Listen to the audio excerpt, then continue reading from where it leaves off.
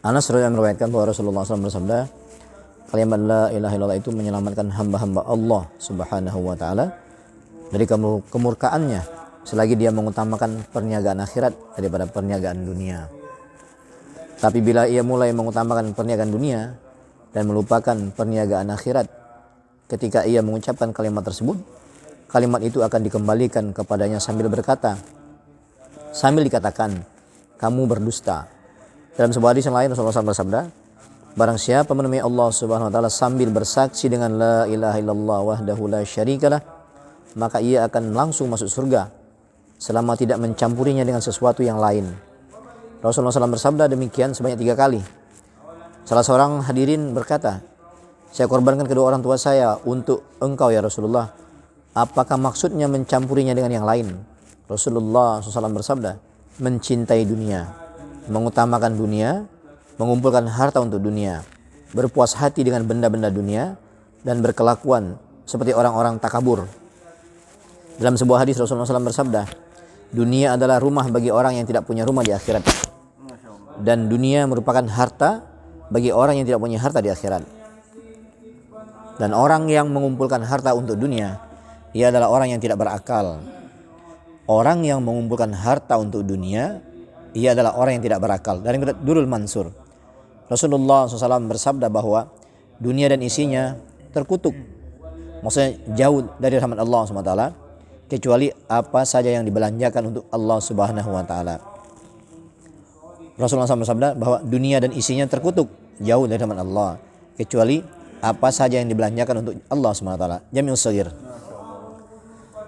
Mengenai celaan terhadap dunia, Imam Ghazali rahimahullah menulis dalam kitabnya sebagai berikut. Segala puji dan sanjung untuk Allah SWT, Zat yang Maha Suci, yang telah memberikan maklumat kepada para kekasihnya mengenai bahaya dan keburukan dunia, dan telah menunjukkan semua aib dan rahasianya, sehingga orang-orang yang telah mengenal dunia akan mengetahui bahwa keburukannya lebih banyak daripada kebaikannya. Mereka telah memahami bahwa harapan yang terkait dengan dunia tidak mampu bersanding dengan keburukan dan bahaya yang terkait dengannya. Dunia bagaikan seorang gadis berwajah buruk yang dihiasi dengan bedak hingga tampak cantik, yang menjerat laki-laki dengan kecantikannya dan membinasakan mereka yang bergaul dengannya. Ia melarikan diri dari orang-orang yang menginginkannya. Ia sangat pelit dalam memberi perhatian kepada peminatnya. Ia sangat pelit dalam memberi perhatian kepada peminatnya. Jika ia memberi perhatian, maka perhatian itu tentu disertai musibah. Jika suatu saat ia berbuat baik kepada seseorang, maka selama setahun ia akan berbuat buruk kepadanya. Barang siapa yang terperangkap dalam tipuannya, ia akan mengalami kehinaan. Barang siapa yang takabur karena dunia, ia akan mengalami penyesalan. Dunia selalu lari dari orang yang mencarinya dan mengejarnya. Ia berpisah dari siapa saja yang berkhianat. Ia berpisah dari siapa saja yang berkhidmat kepadanya. Ia berpisah dari siapa saja yang berkhidmat kepadanya dan berusaha mendekat kepada orang yang menghindarinya. Dalam kebersihan ada kotoran, dan dalam kegembiraan dan dalam kegembiraan ada kegelisahan dan kesedihan. Hasil dari kenikmatan dunia adalah kesedihan dan penyesalan. Dunia bagaikan wanita penipu yang menghiasi dirinya untuk orang-orang yang terpikat kepadanya. Bila mereka telah terperangkap, ia akan mengkhianati dan menjerumuskan mereka. Ia memperlihatkan kecantikannya yang menarik, kemudian menebarkan racunnya yang berbahaya. Ia adalah musuh Allah Subhanahu wa taala. Ia adalah musuh Allah Subhanahu wa taala dan musuh kekasih-kekasihnya. Ia merupakan musuh Allah karena menyesatkan orang-orang yang hendak mengikuti jalannya. Ia merupakan musuh kekasih-kekasih Allah karena dia berusaha menarik perhatian mereka dengan berbagai macam perhiasan, kemudian meninggalkan mereka dengan kepahitan. Ia juga merupakan musuh bagi musuh-musuh Allah ketika mereka memburunya dengan menipunya. Dan bila mereka percaya kepadanya, ia akan meninggalkan mereka dalam keadaan sangat berhajat kepadanya. Setelah itu, mereka berada dalam penyesalan dan azab yang kekal dan abadi. Dalam ayat-ayat Al-Quran dan hadis Rasulullah SAW banyak diceritakan tentang keburukan dunia. Bahkan para Nabi alaihissalam diutus untuk memberi peringatan mengenai masalah ini, agar manusia tidak terperangkap oleh tipu daya dunia. Ketika Rasulullah SAW melewati suatu tempat dan melihat ada bangkai kambing di sana. Beliau SAW bertanya kepada para sahabat, bagaimanakah pendapat kalian mengenai kambing ini? Apakah ada nilainya dalam pandangan pemiliknya? Mereka menjawab, sudah tentu tidak ada nilainya. Maka bangkai ini dibuang. Rasulullah SAW bersabda, di sisi Allah Subhanahu wa Ta'ala, dunia lebih hina dibandingkan bangkai kambing ini di mata pemiliknya. Seandainya dunia ini ada nilainya, meskipun hanya sebelah sayap nyamuk, orang-orang kafir tidak akan diberi minum walaupun hanya seteguk air. Rasulullah SAW pernah bersabda bahwa cinta dunia merupakan induk dari segala dosa. Zaid bin Thabit radhiyallahu berkata, suatu ketika saya didatangi Abu Bakar radhiyallahu anhu. Ketika itu ia meminta air untuk minum. Kemudian ia diberi air yang bercampur dengan madu. Ketika hendak minum, tiba-tiba ia menangis. Ia menangis dengan sangat mengharukan hingga orang-orang yang berada di dekatnya ikut menangis. Setelah itu ia mencoba untuk minum, namun ia menangis lagi. Lalu ia menyeka matanya dan berkata, dahulu ketika saya bersama Rasulullah SAW, saya melihat beliau menghalau sesuatu dengan isyarat kedua tangan beliau. Tapi saya tidak melihat sesuatu. Ketika saya bertanya kepada beliau, Rasulullah SAW bersabda, dunia telah datang kepadaku, maka aku menghalaunya. Lalu datang sekali lagi kepadaku sambil berkata, jika engkau bisa selamat dariku, aku tidak akan terisau, karena orang-orang setelah engkau tidak akan bisa selamat dariku.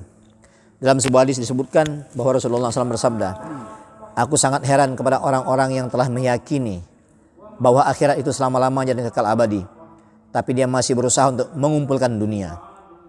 Aku sangat heran kepada orang-orang yang telah meyakini bahwa akhirat itu selama-lamanya dan kekal abadi, tapi ia masih berusaha untuk mengumpulkan dunia.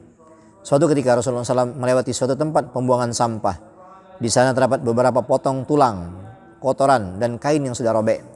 Rasulullah SAW berhenti sejenak, lalu bersabda, lihatlah, seperti inilah puncak dunia dengan segala keindahan dan kehebatannya. Dalam riwayat yang lain, hadis ini lebih panjang, tetapi Al-Allamah Iraqi rahmatullahi alaih dan para muhadis lainnya berkata, kami tidak menemukan riwayat ini sampai Imam Ghazali rahmatullahi alaih menukilkannya. Pengarang kitab Quds telah menuliskannya secara mursal dari Hasan Basri rahmatullahi alaih, dari Abu Hurairah radhiyallahu anhu. Ia berkata bahwa suatu ketika Rasulullah SAW bertanya kepadanya, maukah aku perlihatkan kepadamu hakikat dunia? Ia menjawab, iya. Kemudian Rasulullah SAW bersama Abu Hurairah radhiyallahu anhu pergi ke suatu tempat pembuangan sampah di luar kota Madinah. Di tempat itu berserakan benda-benda, termasuk tengkorak manusia, kotoran, kain-kain koyak, dan sebagainya. Rasulullah SAW bersabda, wahai Abu Hurairah, ini adalah tengkorak manusia. Dahulu otak yang ada di dalamnya mencita-citakan dunia dan tamak terhadapnya, sebagaimana kamu hidup pada saat ini. Dahulu ia juga berharap seperti kamu sekarang ini. Sekarang ia tergolek di sini tanpa kulit dan sebentar lagi akan menjadi tanah. Adapun kotoran ini berasal dari bermacam-macam makanan yang telah diusahakan dengan susah payah. Kini dia telah dalam keadaan menjijikkan, hingga orang yang melihatnya pun akan menjauh. Dahulu kain-kain koyak ini merupakan pakaian yang indah dan mahal, yang jika orang memakainya akan merasa bangga. Hari ini angin menerbangkannya ke sana kemari. Dahulu tulang-tulang ini adalah hewan-hewan yang dikendarai manusia untuk berjalan-jalan di muka bumi dengan perasaan bangga. Barang siapa yang mau menangisi keadaan mereka, menangislah. Abu Hurairah berkata bahwa ia kemudian menangis terseduh-seduh. Dalam hadis yang lain Rasulullah SAW bersabda, dunia ini tampak manis dan hijau, dan Allah Subhanahu wa Ta'ala telah menjadikan kalian sebagai pengganti nenek moyangku di dunia, supaya dia melihat amalan apakah yang kalian lakukan di sini. Ketika Bani Israel mendapat kemenangan dunia, mereka sibuk dengan keindahan dunia, wanita-wanitanya dan harta bendanya. Maka Nabi Isa alaihissalam berkata, janganlah kalian menjadikan dunia sebagai pemimpin, nanti dia akan menjadikan kalian sebagai budaknya. Selamatkanlah harta kalian dengan mengirimkannya kepada Zat yang Maha Suci, yang tidak ada kekhawatiran akan hilang. Di gudang-gudang dunia, setiap waktu ada kekhawatiran benda-benda yang ada di dalamnya akan hilang, sedangkan di khazanahnya Allah tidak akan terkena mara bahaya. Nabiullah Isa alaihissalam berkata, salah satu pengaruh dunia yang buruk adalah mendurhakai Allah. Salah satu tanda kejahatan dunia adalah bahwa akhirat tidak akan diperoleh tanpa meninggalkannya. Salah satu pengaruh dunia yang buruk adalah mendurhakai Allah. Salah satu tanda kejahatan dunia adalah bahwa akhirat tidak akan diperoleh tanpa meninggalkannya. Pahamilah dengan baik bahwa cinta dunia itu merupakan induk dari segala dosa dan mengikuti hawa nafsu, hingga dalam waktu singkat akan menyebabkan penyesalan yang sangat panjang. Beliau juga berkata, bagi sebagian orang, dunia adalah talib yang mencari, dan bagi sebagian yang lain adalah matlub yang dicari. Barang siapa mencari akhirat, dunia akan mencarinya dan menyampaikan rezeki kepadanya. Dan barang siapa mencari dunia, akhirat sendiri tidak mencarinya, hingga ajal menghampirinya dan menekan lehernya. Ketika Nabiullah Sulaiman alaihissalam sedang dalam perjalanan dengan singgasana yang terbang, burung-burung berterbangan di atasnya, jin-jin dan manusia berada di sisi kanan dan kirinya. Ketika beliau melalui tempat seorang abid, maka abid itu berkata, Allah subhanahu wa ta'ala telah memberi kerajaan yang besar kepada engkau. Maka Nabiullah Sulaiman alaihissalam menjawab, satu subhanallah dalam catatan amal seorang muslim lebih utama daripada semua ini, karena kerajaan ini akan cepat habis, sedangkan pahala subhanallah di sisi Allah SWT akan tetap kekal selamanya. Rasulullah SAW bersabda bahwa barang siapa yang menjadikan dunia sebagai tujuan hidupnya, ia tidak memiliki pertalian dengan Allah Subhanahu wa taala, dan dia terperangkap dalam 4 perkara. Yang pertama, kegelisahan yang tidak akan berakhir karena terus-menerus berpikir untuk menambah kekayaan dunia. Yang kedua, kesibukan yang tidak akan memberi kesempatan kepadanya untuk menikmati waktu luang. Yang ketiga, kemiskinan dan kesempitan yang tidak akan memberi istiqna, rasa puas. Yang keempat, angan-angan yang panjang yang tidak akan pernah tercapai. Dalam suhuf Ibrahim alaihissalam terdapat firman Allah SWT, wahai dunia, betapa hinanya kamu dalam pandangan hamba-hambaku yang soleh, sedangkan kamu berhias diri untuk menarik perhatian mereka. Aku telah menanamkan ke dalam hati mereka permusuhan terhadap kamu. Aku telah memalingkan hati mereka darimu. Tidak ada satu makhluk pun yang aku ciptakan yang lebih hina daripada dirimu. Tidak ada satu makhluk pun yang aku ciptakan yang lebih hina daripada dirimu. Semua yang kamu miliki tidak berharga dan akan berakhir. Pada hari ketika aku menciptakan kamu, aku telah membuat keputusan bahwa kamu tidak akan kekal bersama seseorang. Kamu tidak akan kekal bersama seseorang, dan tidak ada orang yang kekal bersamamu. Meskipun orang yang memilikimu begitu bakhil, dalam membelanjakanmu, beruntunglah hamba-hambaku yang menyatakan kepadaku bahwa mereka rela mati demi keputusanku dan menyatakan kebenaran serta menempuh penderitaan itu bagi mereka merupakan kebahagiaan yang abadi. Ketika mereka dibangkitkan dari kubur masing-masing, mereka akan menghadapku. Maka pada hari itu aku diletakkan di depan mereka satu cahaya.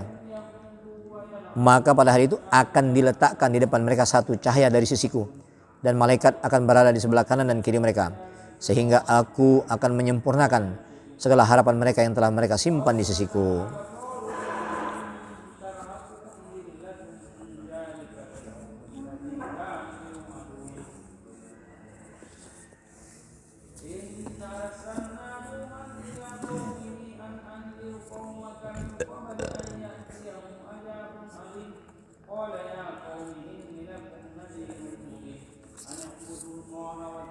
An Aisyah radhiyallahu anha anna yahuda atawa Nabi sallallahu alaihi wasallam qalu assalamualaikum faqalat Aisyah alaikum wa la'anakumullahu wa ghadiballahu alaikum qala mahlan ya Aisyah alaiki birifqi wa iyyaka wal unfa wal puhsha qalat awalam tasma' ma qalu qala awalam tasma'i ma qultu radattu alaihim fayustajabuli fihim wala yustajabulahum fi. Dari Aisyah radhiyallahu anha bahwasanya beberapa orang Yahudi datang kepada Nabi SAW. Beberapa orang Yahudi datang kepada Nabi SAW dan berkata, Assalamualaikum, Assalamualaikum, matilah kalian. Maka Aisyah menjawab, Alaikum wa la'anakumullah wa ghadiballahu alaikum, matilah pula kalian. Semoga Allah melaknat kalian dan semoga Allah memurkai kalian. Beliau bersabda, tenang wahai Aisyah, bersikaplah yang lembut, jauhlah sifat kasar dan keji. Ia bertanya, apakah engkau tidak mendengar apa yang mereka katakan? Beliau bersabda, apakah engkau tidak mendengar apa yang aku katakan? Aku telah membalas perkataan mereka dan ucapanku terhadap mereka. Aku telah membalas perkataan mereka dan ucapanku terhadap mereka akan dikabulkan, sedangkan ucapan mereka terhadapku tidak akan dikabulkan. Hadis riwayat Bukhari. Dari Aisyah radhiyallahu anha bahwasanya beberapa orang Yahudi datang kepada Nabi sallallahu alaihi wasallam dan berkata, "Assalamualaikum, matilah kalian." Maka Aisyah menjawab, "Alaikum wa la'anakumullahu wa ghadiballahu alaikum." Matilah pula kalian. Semoga Allah Subhanahu wa taala melaknat kalian dan semoga Allah memurkai kalian. Beliau bersabda, "Tenang wahai Aisyah, bersikaplah yang lembut, jauhilah sifat kasar dan keji." Ia berkata, "Apakah engkau tidak mendengar apa yang mereka katakan?" Beliau SAW bersabda, "Apakah engkau tidak mendengar apa yang aku katakan? Aku telah membalas perkataan mereka dan ucapanku terhadap mereka akan dikabulkan, sedangkan ucapan mereka terhadapku tidak akan dikabulkan." Hadis riwayat Bukhari. An Jabir bin Abdullah radhiyallahu anhu anna Rasulullah SAW qala rahimallahu rajulan samha idza ba'a wa idza ishtara wa idza qtada. Dari Jabir bin Abdullah radhiyallahu anhu bahwasanya Rasulullah SAW bersabda, semoga Allah Subhanahu wa taala merahmati seseorang yang bersikap lunak ketika menjual, membeli dan ketika menuntut hak. Hadis riwayat Bukhari. Dari Jabir bin Abdullah radhiyallahu anhu bahwasanya Rasulullah SAW bersabda, semoga Allah Subhanahu wa taala merahmati seseorang yang bersikap lunak ketika menjual, membeli dan ketika menuntut hak. Hadis riwayat Bukhari. Ani bin Umar radhiyallahu anhu qala Rasulullah SAW, al-mu'minul ladzi yukhalitun nas wa yasbiru ala adahum a'dhamu ajran minal mu'minil ladzi la yukhalitun nas wa la yasbiru ala adahum. Dari Umar radhiyallahu anhu, Ibnu Umar radhiyallahu anhu, ia berkata, Rasulullah SAW bersabda, para mukmin yang bergaul dengan manusia dan bersabar terhadap gangguan mereka lebih besar pahalanya daripada orang mukmin yang tidak bergaul dengan manusia dan tidak bersabar terhadap gangguan mereka. Hadis riwayat Ibnu Majah. Dari Ibnu Umar dan Huma, ia berkata, Rasulullah SAW bersabda, orang mukmin yang bergaul dengan manusia dan bersabar terhadap gangguan mereka lebih besar pahalanya daripada orang mukmin yang tidak bergaul dengan manusia dan tidak bersabar terhadap penggangguan mereka. Hadis riwayat Ibnu Majah.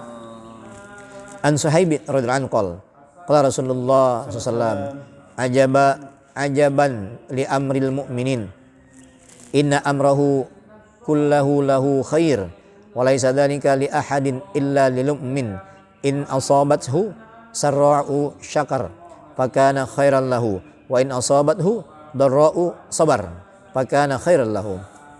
Jadi Suhaib radhiyallahu anhu dia berkata, Rasulullah SAW bersabda, aku kagum terhadap urusan orang mukmin. Sungguh semua urusannya adalah kebaikan baginya. Dan hal itu hanyalah bagi orang mukmin. Jika dia mendapat kesenangan, ia bersyukur, hal itu baik baginya. Dan jika mendapat kesusahan, ia pun bersabar. Hal itu pun baik pula baginya. Hadis riwayat Muslim. Dari Suhaib radhiyallahu anhu berkata, Rasulullah SAW bersabda, aku kagum terhadap urusan orang-orang mukmin. Sungguh semua urusannya adalah kebaikan baginya. Hal itu hanyalah bagi orang mukmin. Jika dia mendapat kesenangan, ia bersyukur, maka itu baik baginya. Dan jika ia mendapat kesusahan, ia pun bersabar. Hal itu pun baik pula baginya. Hadis riwayat Muslim. Insyaallah yang mulia kita baca menjadikan iktibar, niat mengamalkan, niat menyampaikan. Allahumma